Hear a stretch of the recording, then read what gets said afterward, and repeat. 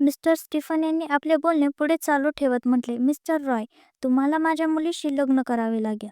आकाश त्यांचे बोलणे ऐकून थक्क झाला, पण त्याने आपल्या चेहऱ्यावरील हावभावावरून त्यांना काही समजू दिले नाही.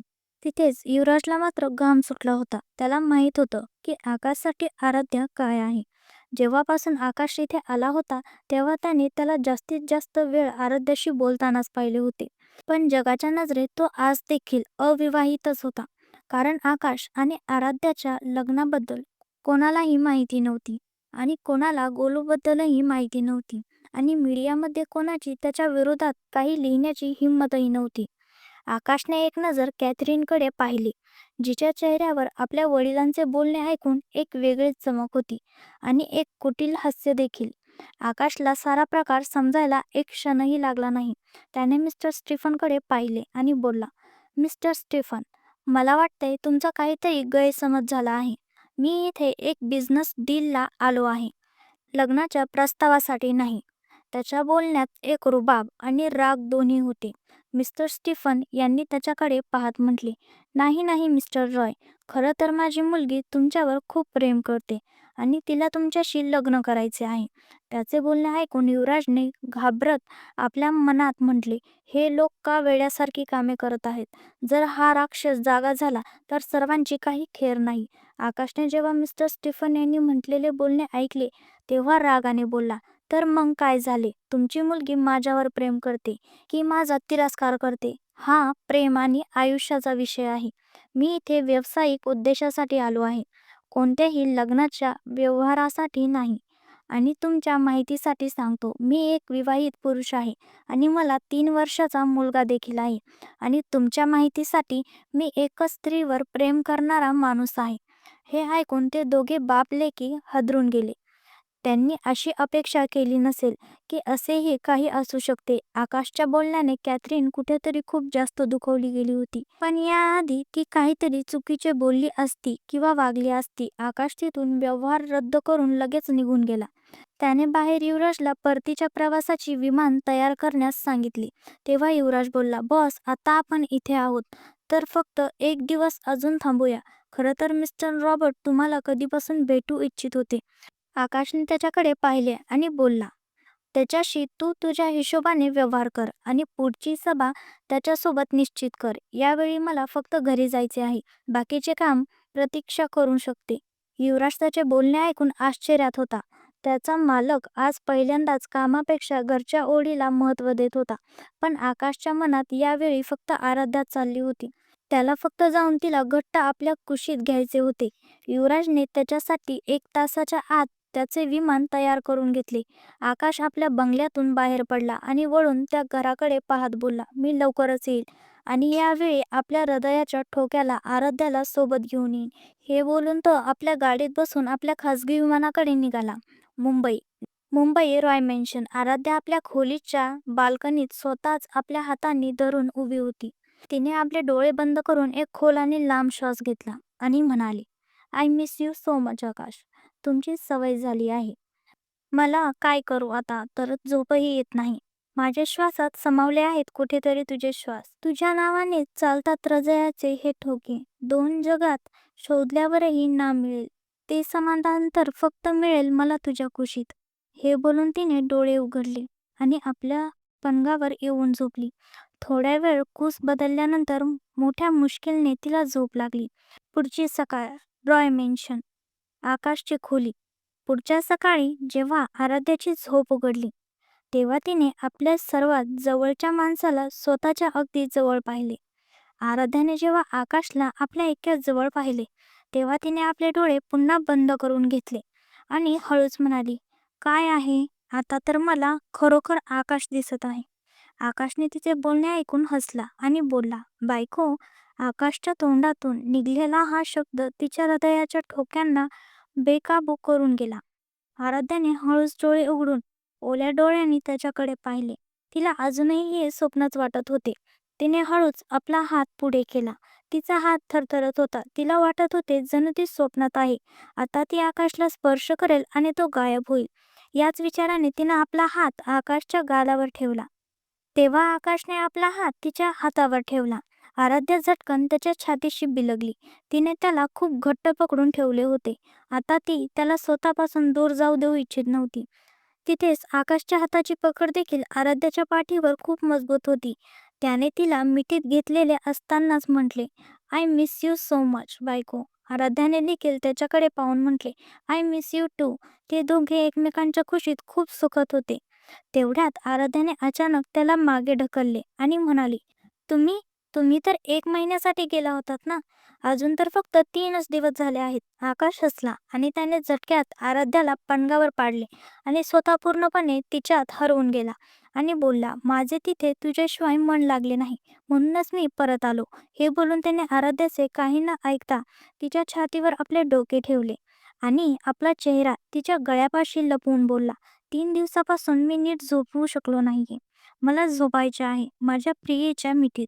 आराध्या तर त्याच्या जवळकीने सून पडली होती, पण तिने आधीच स्वतःला त्याच्या स्वाधीन केले होते. ती त्याचीच तर होती. तिने जेव्हा आकाशचे ओठ आपल्या गळ्यावर आणि त्याचे हात आपल्या हृदयाच्या धडधडीवर जाणवले, तेव्हा ती शहरून गेली.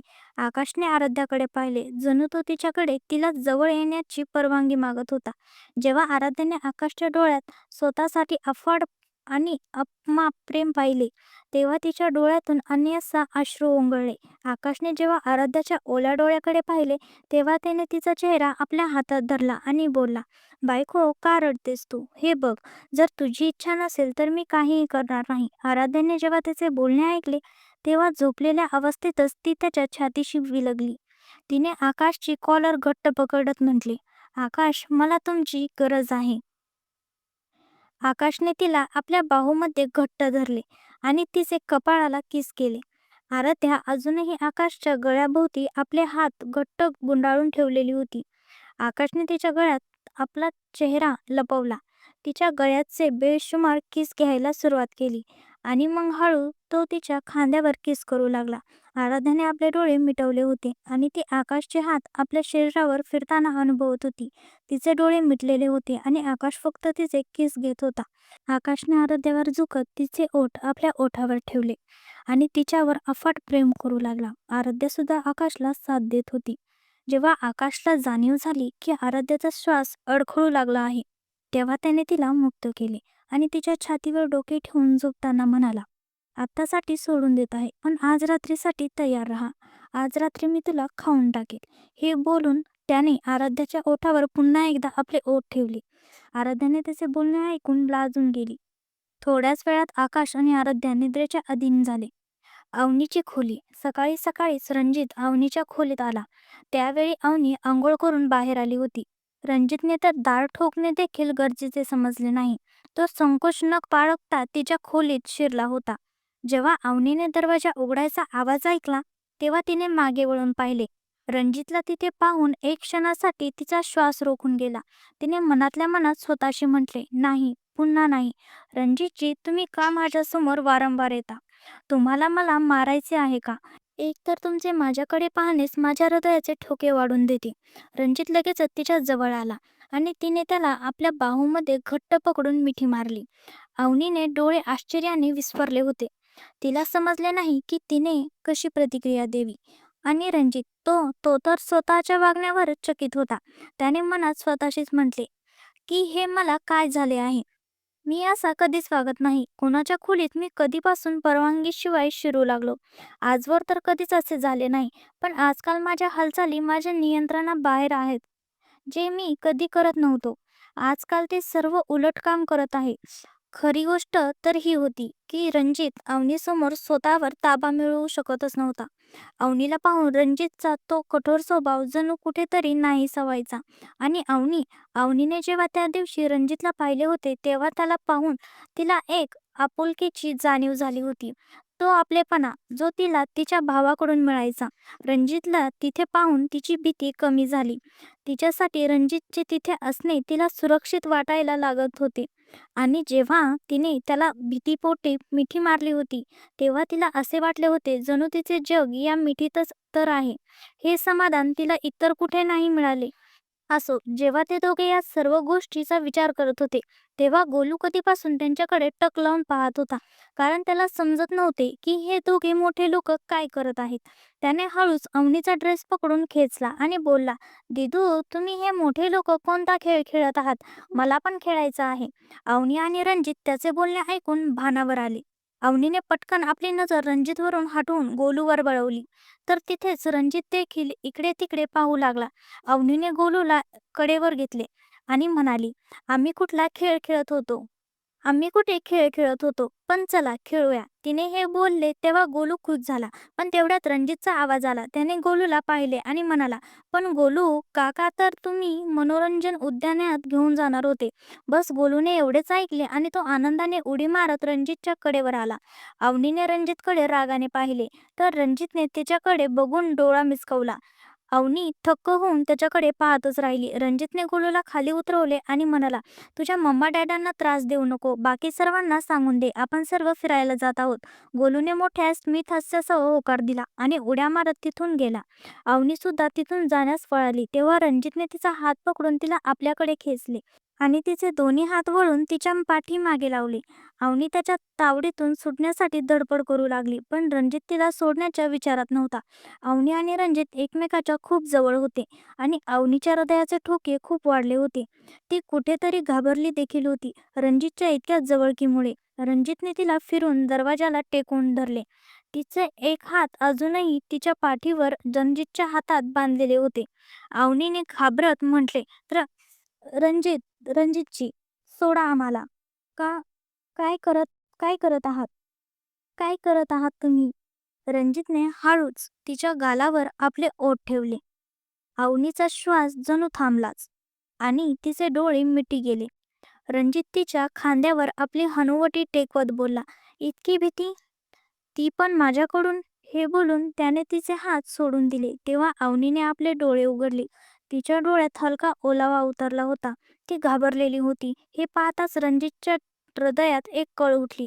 त्याने तिला स्वतःकडे वळवले आणि काही न बोलता तिला आपल्या छातीशी लावले. अवनीने आपले हात त्याच्या पाठीवर घट्ट धरले. तिने आपल्या दोन्ही मुठीत त्याची टी-शर्ट घट्ट वळून धरली होती. रणजित प्रेमाने तिच्या केसावरून हात फिरवत होता. त्याला आता स्वतःचा राग येत होता की त्याने अवनीच्या परवानगीशिवाय तिला इतक्या जवळ जायला नको होते. त्याने तिला थोडे अजून घट्ट आपल्या जवळ ओढले आणि तिच्या केसावर किस घेतली आणि म्हणाला, "सॉरी, मला माहीत नव्हते तू याचा असा चुकीचा अर्थ घेशील." तेव्हा अवनीने स्वतःला त्याच्या छातीत लपवून घेतले. हे न कळत कसे प्रेम होते.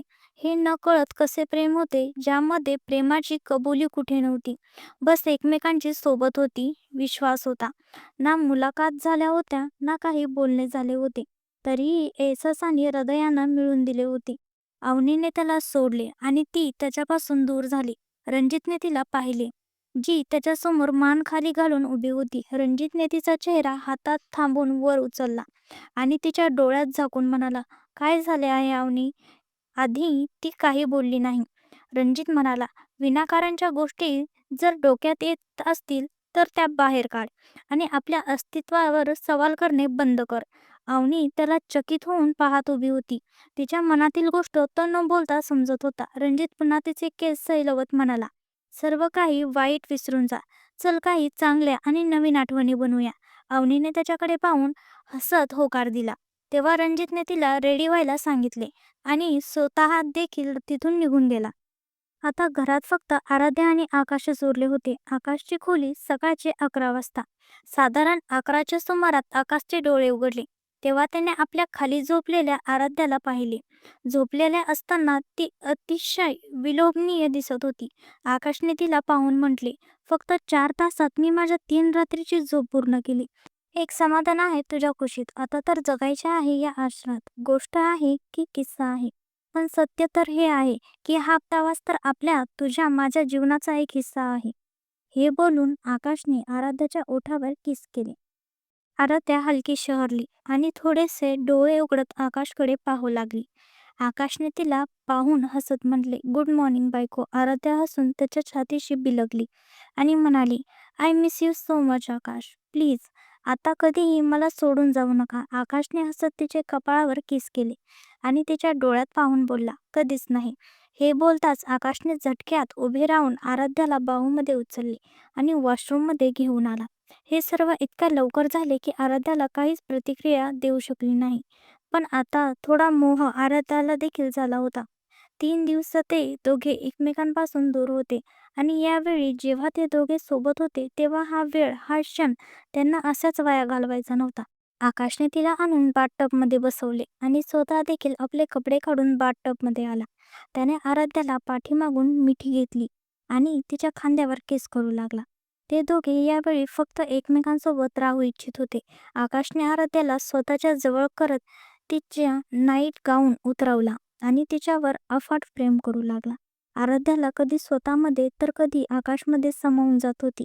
आकाशने जेव्हा तिला असे स्वतःमध्ये सामावताना पाहिले तेव्हा तिला आपल्याकडे वळून छातीशी लावले आणि तिच्या एक हाताच्या बोटांमध्ये आपल्या हाताची बोटे गुंफली.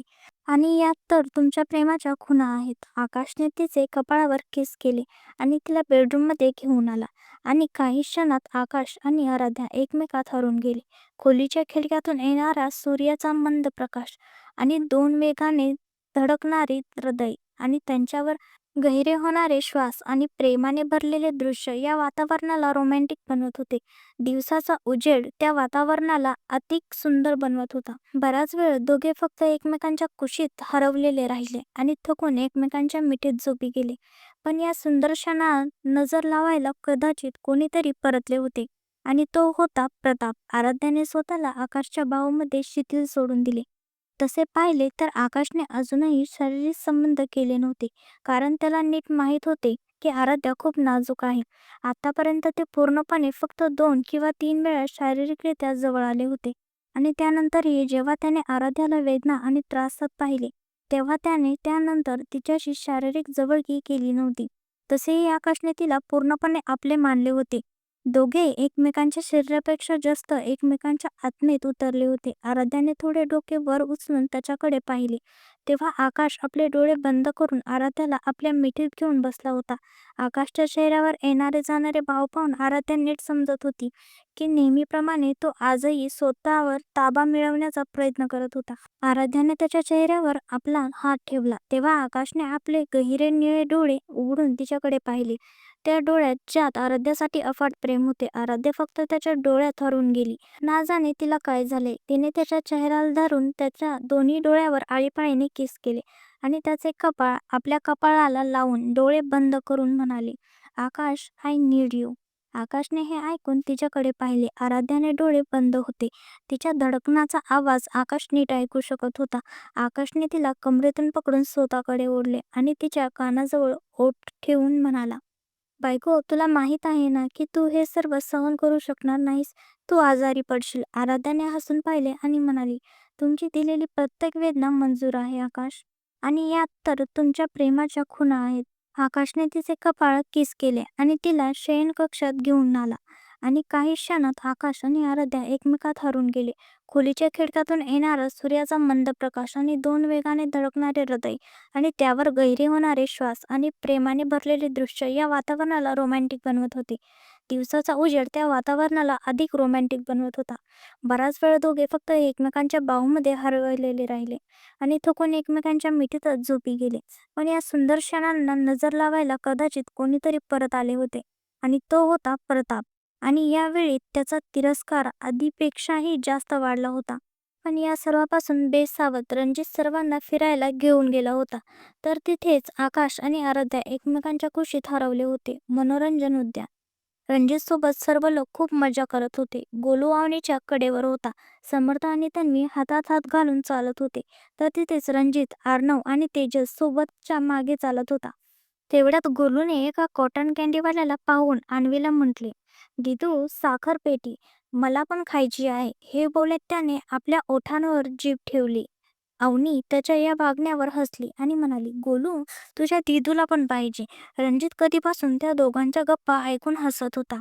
त्या दोघांनी तिकडे जाण्यापूर्वीच रणजित आधीच त्या दोघांसाठी कॉटन कँडी घेऊन आला. हे पाहून गोलू खूप खुश झाला. तर तिथेच अवनी फक्त रणजितकडे पाहतच राहिली. या सर्वांमध्ये अजून कोणीतरी होते जे रणजितच्या हालचालीकडे बारकाईने पाहत होते आणि तो होता अर्णव. त्याच्या मनात एक समाधान होते की रणजित खरोखरच त्याच्या बहिणीबद्दल हळवा आणि संरक्षक आहे. तर तिथे समर्थ रणजित आणि अवनीकडे रागाने पाहत होता. इकडे एका 5 स्टार हॉटेल खोलीत एक साधारण 26 वर्षाचा मुलगा दारूवर दारू प्यायला जात होता. त्याच्या समोर काही पाकिटे ठेवलेली होती. त्याचे डोळे इतके लाल होते जणू त्याच्यामध्ये आग लागली असावी. त्याने रागाने दारूची बॉटल फेकून भीतीवर मारली आणि तिरस्काराने बोलला, आकाश रॉय, आय एम बॅक. आणि यावेळी तू आणि तुझे कुटुंब दोघांनाही मी उद्ध्वस्त करून टाकेन. हे बोलून तो रागाने तिथून बाहेरच्या दिशेने निघून गेला. बाहेर येऊन त्याने स्वागत कक्षावरून कोणाला तरी फोन केला आणि त्याला लगेच तिथून बोलवून घेतले आणि परत आपल्या खोलीत निघून गेला. त्या स्वागतिकेने आपल्या सोबतच्या सहकार्याला म्हटले की माहीत नाही कसा विचित्र माणूस आहे. साधारण 1.5 महिन्यापासून इथे आहे. ना कुठे जातो आणि ना काही करतो. तर तिच्या सोबतच्या मुलीने म्हटले, सोड ना, आपल्याला काय घेणे देणे आहे त्याच्याशी. हे बोलून तिने तिला कामावर लक्ष देण्यास सांगितले आणि स्वतः देखील आपले काम करू लागली. बाकी पुढील भागात कमेंटमध्ये नक्की सांगा आजचा भाग कसा वाटला. तर मग काय वाटते आता प्रताप काय करेल आणि आकाश आपल्या कुटुंबाला कसे वाचवेल जाणून घेण्यासाठी चॅनल सबस्क्राईब करा. तुमचा सपोर्ट असाच राहू द्या. Thank you so much.